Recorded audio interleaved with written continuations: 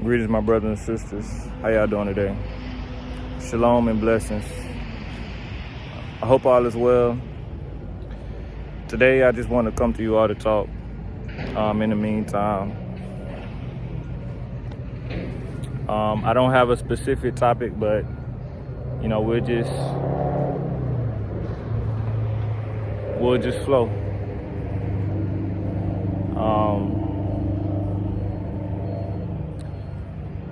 Day by day, it's the journey. Day by day, every day has a struggle of its own.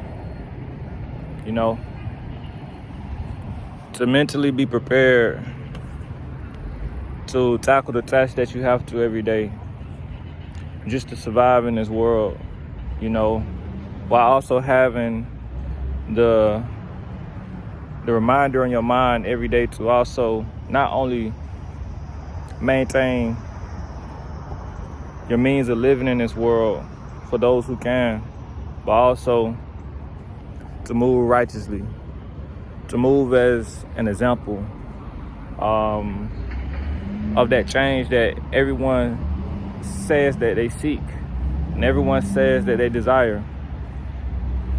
To move with the understanding that it first has to start within you. And so you have to do that work within. You have to allow for the word, the guidance and the instruction of the Most High to register within you in order to truly change and transform into that being, that person that you are to become.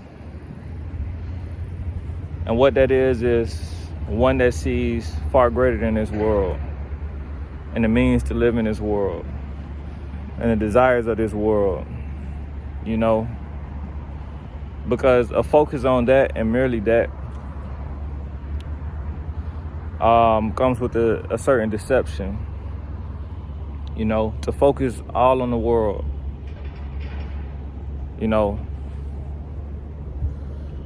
This walk is not about the world, but rather the end of the world, coming to an end of the ways in which we know as so-called life. This reality that has a manipulation on what it means to live, what it means to be alive, and what does life truly mean. The walk is about bringing that to an end. And as I said before, it starts within yourself. You have to end that idea of life first within you in order to truly get a hold of the true life that awaits us all. The true life that was meant, the kingdom within and also the kingdom to come. It's not something to take lightly. It's not something that can be taken lightly, And so, as a man, the vessel, the stronger vessel, the ability to harness a certain strength of the Spirit of the Most High, the dutifulness of the Spirit, that comes with a sense of duty and also love, a sense of necessity in a gentle way, a graceful way, and the understanding that it is needed, a gentleness and a understanding towards what is needed, a grace unto that, and knowing that it's something that's needed, you understand that there are things that we don't need. This world will seek to and has sought to blind us from understanding what's needed and what's wanted. But understand that even wants can be in the right lane of things, the right lane of life, you know, even once, you know. But in that realm, in that lane, needs are prioritized. Necessity is prioritized. Duties are prioritized before wants, you know. So day by day as we live, understand, as a man especially, the duty of life, to seek after life, to maintain life, you know, maintain in this world, but understand that maintaining the life within you, that's a sense of understanding, meaning and purpose of ourselves. And to do that, it also ties with understanding the Most High, because He created that purpose and that meaning within us, you know.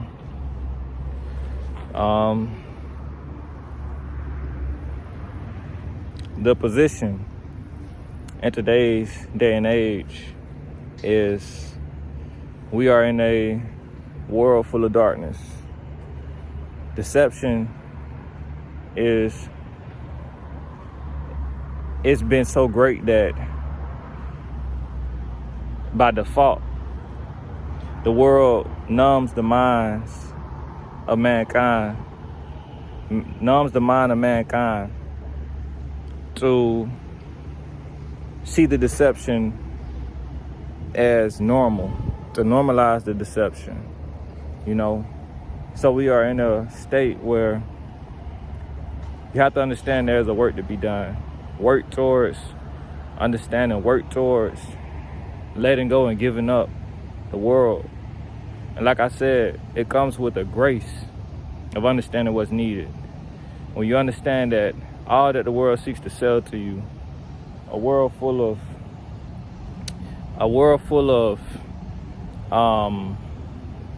in a sense, a spiritual seduction, seeking to sell you something always, you know, but what it sells you is never what it truly, what they seek to sell you is never truly what they sell it to be.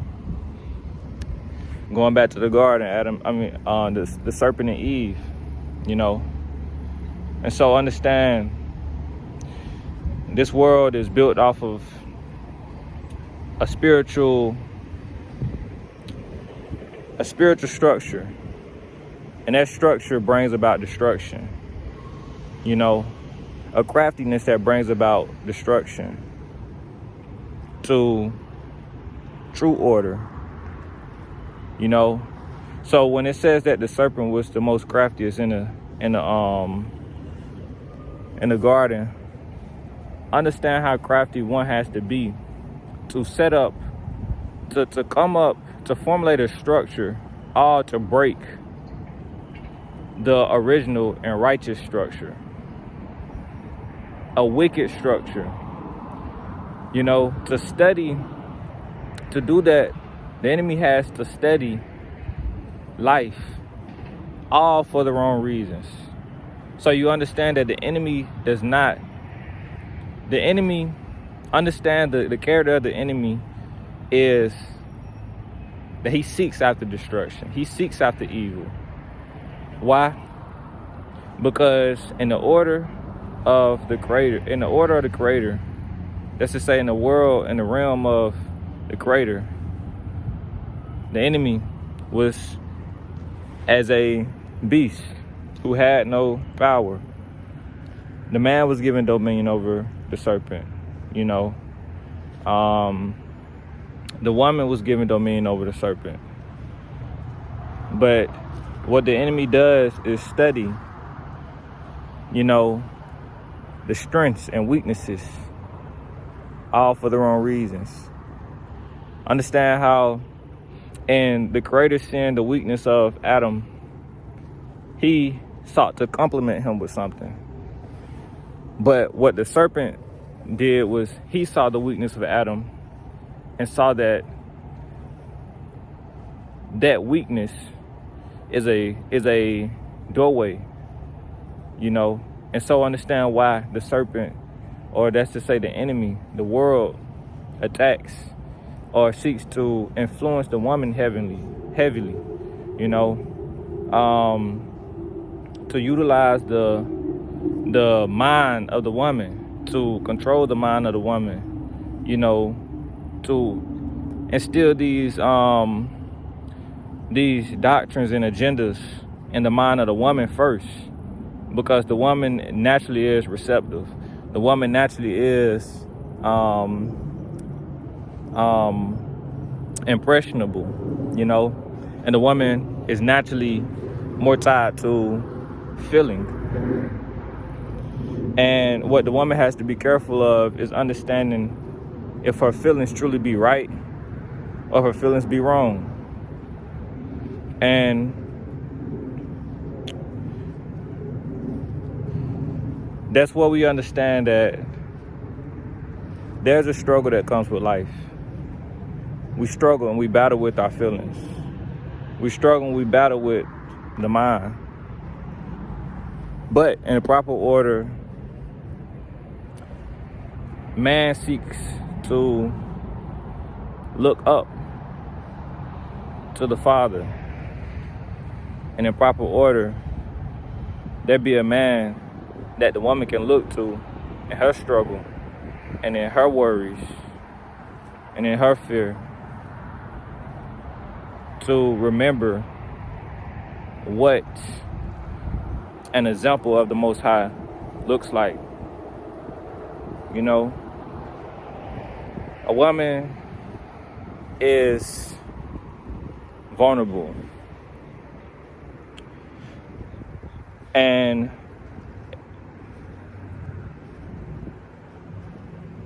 if she doesn't take heed to the fact that there is something naturally that seeks to prey on her,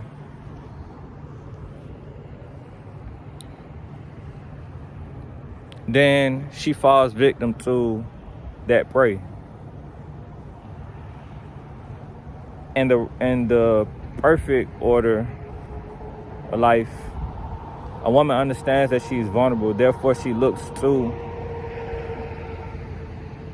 in the lower, pretty much what I'm saying, on this level of life, she looks to a man that gives her a sense of security from the threats, you know. And knowing she's vulnerable, she looks to the stronger vessel for strength, for protection.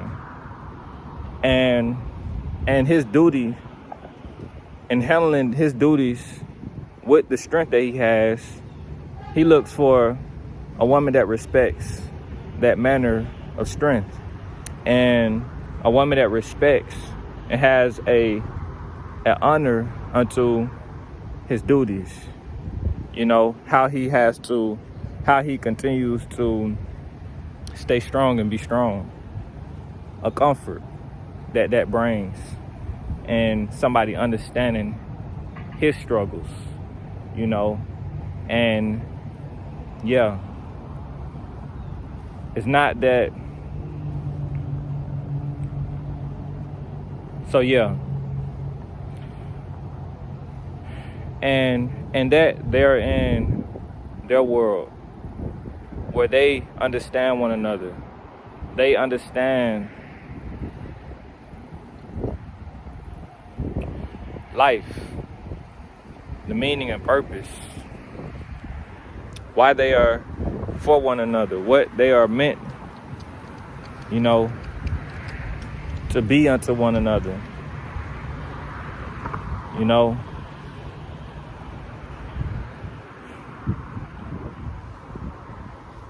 The vulnerability of the woman causes her to think more, in a sense of how to protect herself. What a woman needs to see is a sense of safeness, security. But a security and a safeness of what? if she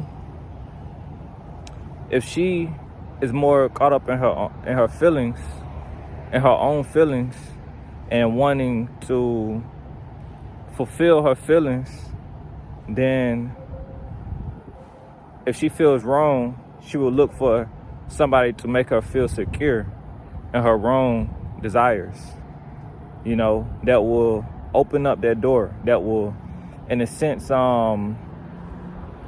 ease her into feeling comfortable, to walk into or fulfill that desire to do wrong. But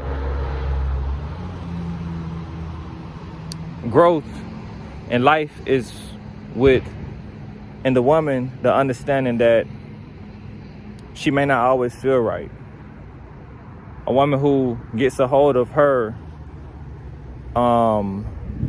feelings and emotions, and if anything, seeks after, that spirit within a man that will truly keep her safe from, in a sense,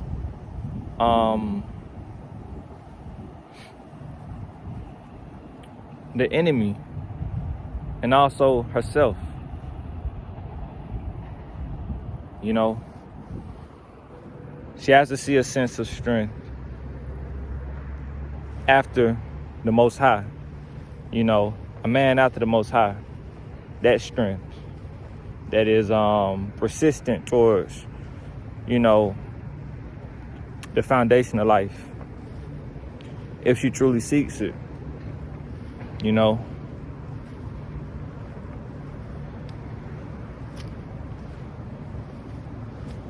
And so, a man of duty and a woman to accommodate him, a